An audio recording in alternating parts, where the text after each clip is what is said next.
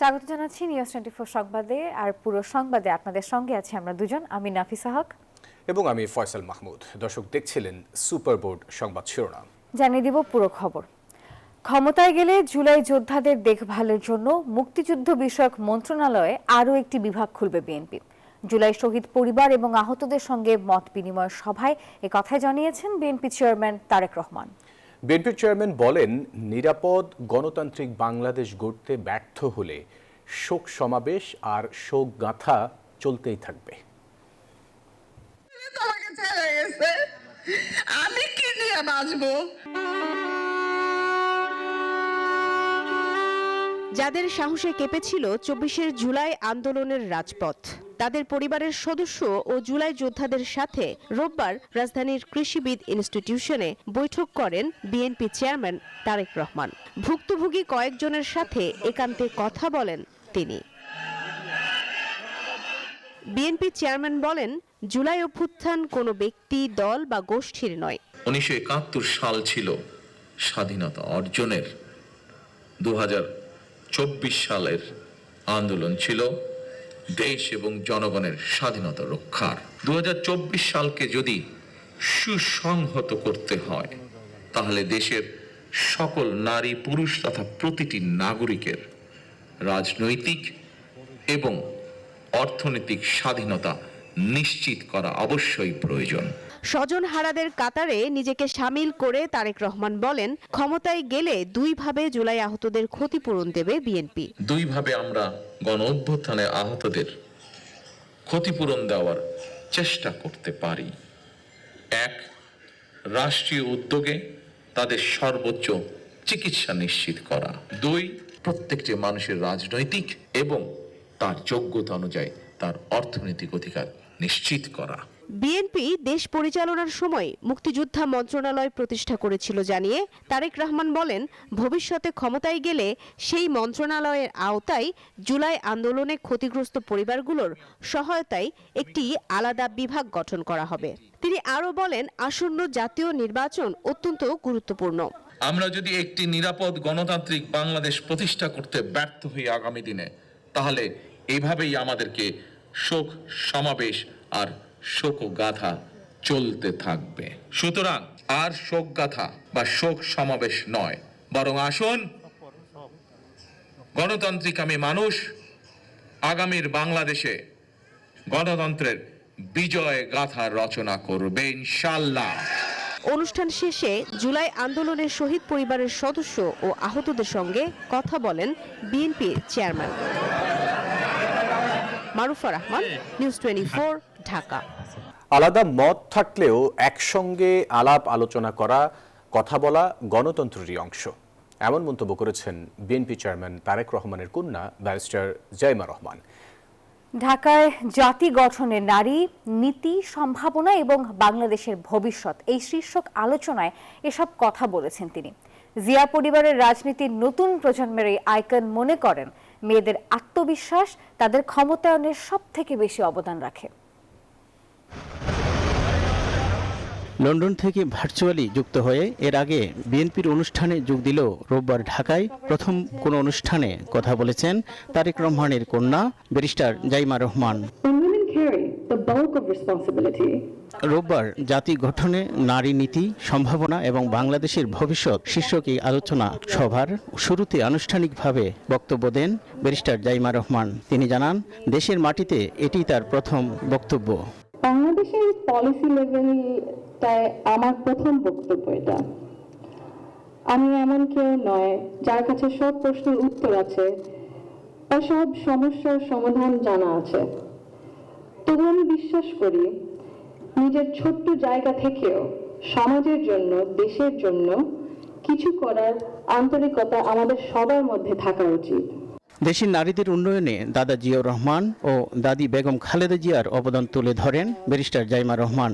বলেন, আলাদা মতের হলেও একসঙ্গে আলাপ করা, কথা বলা গণতন্ত্রের অংশ। My grandfather, President Zia Rahman, understood that development was incomplete if women were excluded. He saw women as capable contributors at home, at work, and in public life. and that belief carried into the choices he made as a leader. That foundation was carried forward by my grandmother, Begum Khaleda Zia, who understood the transformative power of education that gave women voice, choice, and confidence. প্রশ্নোত্তর পর্বে জলবায়ু পরিবর্তনে নারীদের যুক্ত করার কথাও জানান তিনি।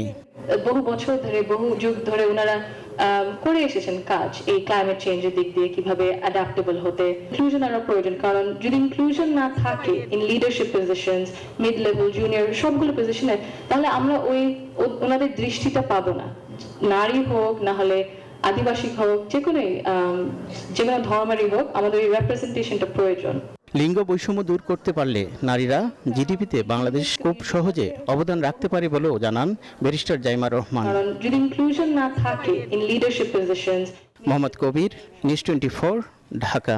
একটি দলের প্রধানের নিরাপত্তা এবং প্রোটোকলে সরকারের বাড়াবাড়ি লেভেল প্লেইং ফিল্ড নষ্ট করছে বলে অভিযোগ করেছেন জামাতের নায়েবে আমির ডাক্তার সৈয়দ আব্দুল্লাহ মোহাম্মদ তাহের। রবিবার রাতে প্রধান উপদেষ্টার সঙ্গে জামাতের বৈঠক শেষে এই কথাই বলেছেন তিনি। নির্বাচন কমিশন মনোনয়ন বাছাইয়ে পক্ষপাত করছে বলে অভিযোগ করেন তিনি। বৈঠকে প্রধান উপদেষ্টা সব ভোট কেন্দ্রে সিসি ক্যামেরা বসানোর আশ্বাস দিয়েছেন বলে জানান তিনি। গ্রহণযোগ্যতায় ভাটা পড়ায় বিএনপি ছাত্র সংসদ নির্বাচনের বন্ধের পায়তারা করছে বলেও মন্তব্য করেন ডাক্তার তাহের। সোমবার সন্ধ্যায় রাষ্ট্রীয় অতিথি ভবন যমুনায় প্রধান উপদেষ্টার সঙ্গে বৈঠক করেন জামাতের আমির ডাক্তার শফিকুর রহমানের নেতৃত্বে 4 সদস্যের প্রতিনিধি দল। বৈঠকে বর্তমান রাজনৈতিক পরিস্থিতি নিয়ে আলোচনা ছাড়াও নির্বাচন নিয়ে বেশ কিছু দাবি তুলে ধরে জামায়াত। বৈঠক শেষে দলের নায়েবে আমির ডাক্তার সৈয়দ আব্দুল্লাহ মোহাম্মদ তাহের জানান, সব ভোট কেন্দ্রে সিসি ক্যামেরা বসানোর আশ্বাস দিয়েছেন প্রধান উপদেষ্টা। ওনারা আমাদেরকে আশ্বস্ত করেছেন প্রতিটি কেন্দ্রে সিসি ক্যামেরা স্থাপিত হবে। আমরা বলেছি শুধু আর্মি নয়, পুলিশ, র্যাব, আনসার কাউকেই ভোট কেন্দ্রের ভিতরে প্রবেশের অধিকার দেওয়া ঠিক হবে না। একটি দলের প্রধানের নিরাপত্তা ও প্রোটোকল নিয়ে সরকার বাড়াবাড়ি করছে অভিযোগ করে তিনি বলেন, মনোনয়ন বাছাইও পক্ষপাত করেছে ইসি। কাউকে অধিকতর সিকিউরিটি কিংবা অধিকতর প্রোটোকল দিলে আমাদের কোনো আপত্তি নেই, কিন্তু একটি অন্যতম প্রধান দল হিসেবে সমভাবে বাংলাদেশ জামাত ইসলামীর মোহতারাম আমিরকে, প্রধানকে সম আচরণ দিতে হবে। যদি এটা ব্যর্থ হয় তাহলে জাতি পক্ষপাতমূলক অপরাধের দোষে এই ইলেকশন কমিশনকে দোষী হিসাবে সাব্যস্ত করবে এবং লেভেল প্লেইং ফিল্ড এখানে বিনষ্ট হবে। গ্রহণযোগ্যতায় ভাটা পড়ায় বিএনপি ছাত্র সংসদ নির্বাচন বন্ধের পায়তারা করেছে বলেও অভিযোগ করেন তিনি।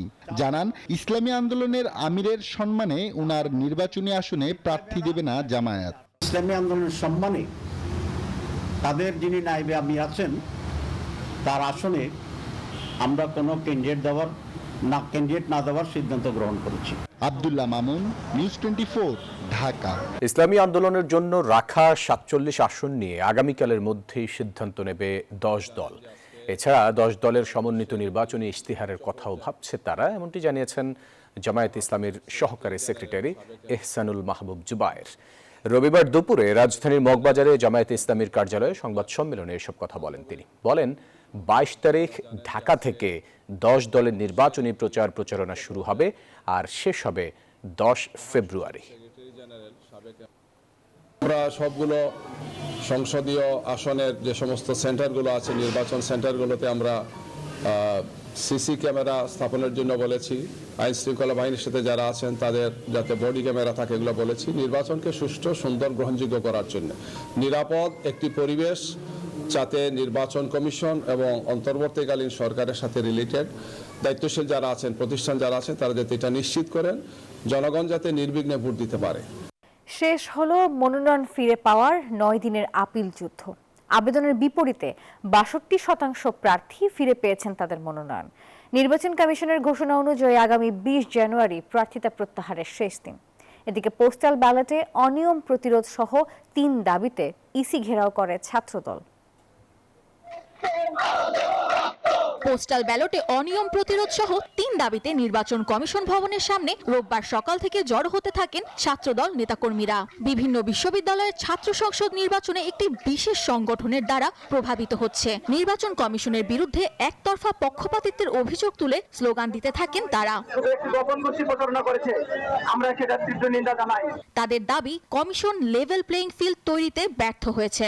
একটি বিশেষ ছাত্র সংগঠনের যাদের বিরুদ্ধে অতীতেও এই ধরনের অভিযোগ ছিল, তারা প্রতিনিয়ত সচিবালয়ের কাছ থেকে, তাদের প্রতিনিয়ত নির্বাচন এই কমিশনের কাছ থেকে, তাদের শিক্ষা মন্ত্রণালয়ের কাছ থেকে, সকল জায়গায় কি কাজ তাদের, আমরা এগুলো জানতে চাই।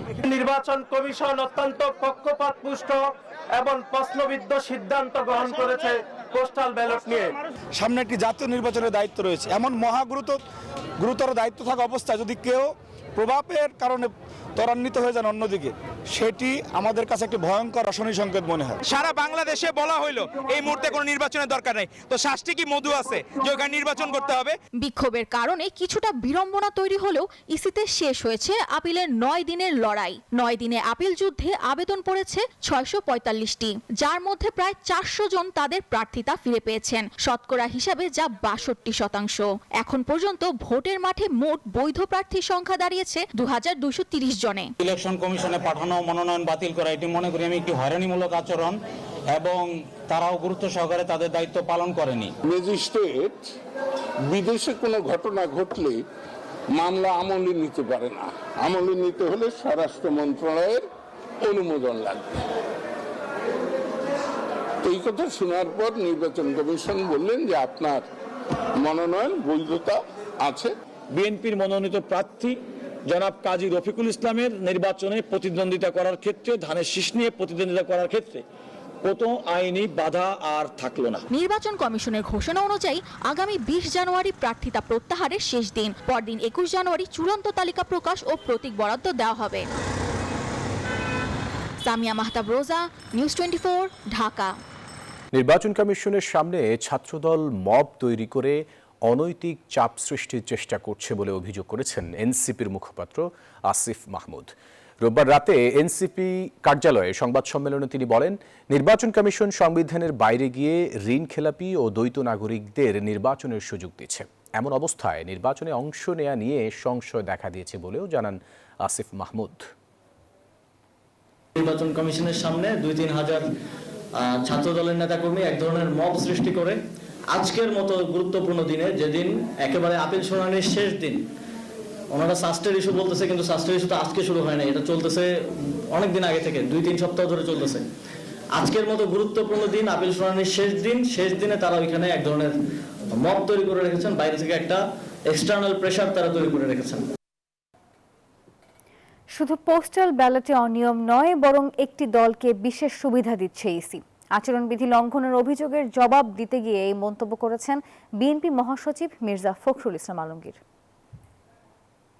নির্বাচন কমিশন অনেকগুলো ক্ষেত্রেই তারা তাদের কার্যকলাপের মধ্য দিয়ে প্রশ্নবিদ্ধ আচরণ করছে। ব্যালট পেপারটা যেভাবে মুদ্রণ করা হয়েছে সেই ক্ষেত্রে আমাদের অভিযোগ, আমরা সেটা তাদের কাছে দিয়ে এসেছি যে এই ব্যালট পেপারটি সঠিক নয়, এখানে পক্ষপাতিত্ব করা হয়েছে এবং কোনো একটি দলকে বিশেষভাবে সুবিধা দেওয়ার চেষ্টা করা হয়েছে।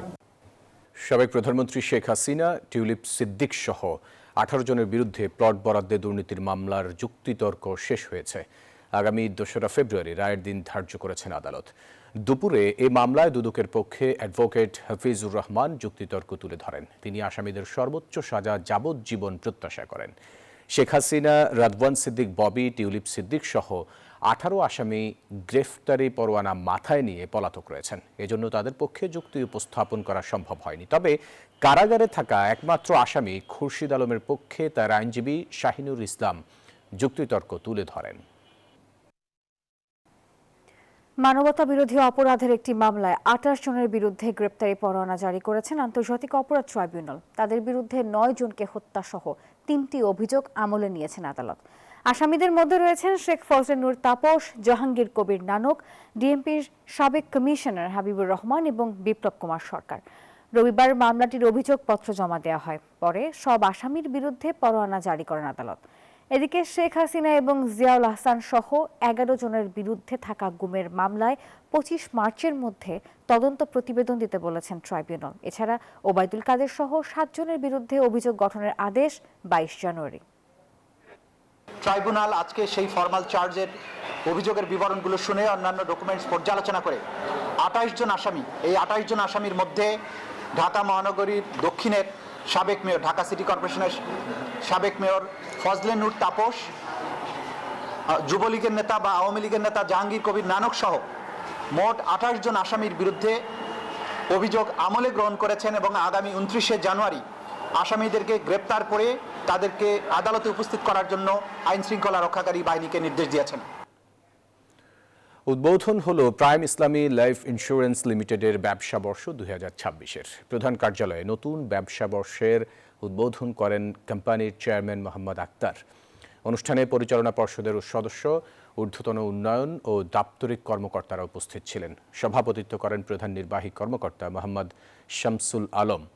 এছাড়া সারা দেশের জোন ও অফিস ইনচার্জরা ভিডিও কনফারেন্সে যুক্ত হন। উদ্বোধনী বক্তব্যে চেয়ারম্যান 2025 সালের সাফল্যের জন্য সংশ্লিষ্টদের ধন্যবাদ জানিয়ে 2026 সালে আরও ভালো ব্যবসার প্রত্যাশা ব্যক্ত করেন।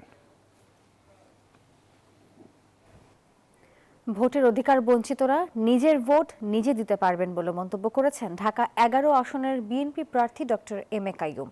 ভাটারার ঢালিবাড়ি এলাকায় বেগম খালেদা জিয়ার রুহের মাগফিরাত কামনায় দোয়া মাহফিল ও শীতার্তদের মাঝে শীত বস্ত্র বিতরণ অনুষ্ঠানে এ কথা জানিয়েছেন তিনি।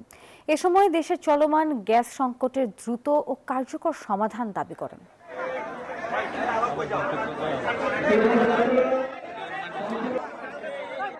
তাওহিদ হৃদয়ের সেঞ্চুরিতে নোয়াখালীর বিপক্ষে 8 উইকেটে জয় পেল রংপুর রাইডার্স। মিরপুরে আগে ব্যাট করে রংপুরের সামনে 174 রানের চ্যালেঞ্জিং স্কোর ছুড়ে দেয় নোয়াখালী। 107 রানে খেলেন আফগান ব্যাটার হাসান ইসাকলি, হায়দার আলী খেলেন 42 রানের ইনিংস। জবাব দিতে নেমে তাওহিদ হৃদয়ের 109 রানের ইনিংসে ভর করে 8 উইকেটের বড় জয় পায় রাইডার্স। নতুন অধিনায়ক লিটনের ব্যাট থেকে আসে 39 রানের ইনিংস। আর এদিকে দিনের দ্বিতীয় ম্যাচে চট্টগ্রামকে 42 রানে হারিয়েছে ঢাকা।